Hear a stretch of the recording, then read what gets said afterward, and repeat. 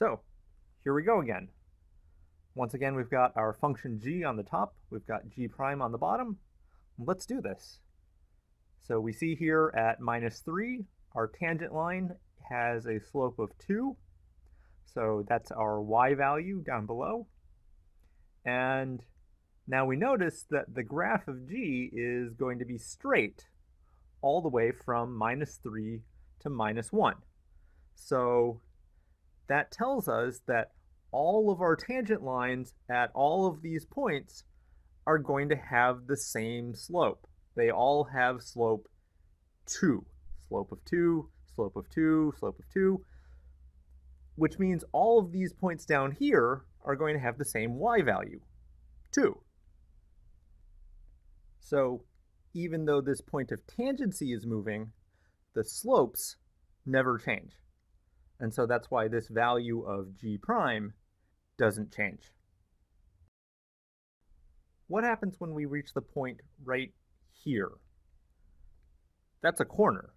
And we know that at corners, there is no tangent line.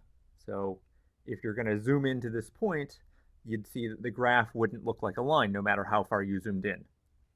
So that means that the derivative at this point does not exist.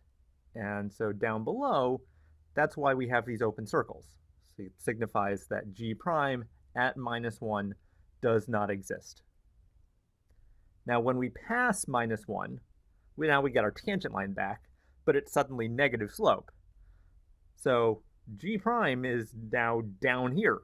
It's negative. As we go forwards, well, we're still going to have negative slope, but the slope is less negative.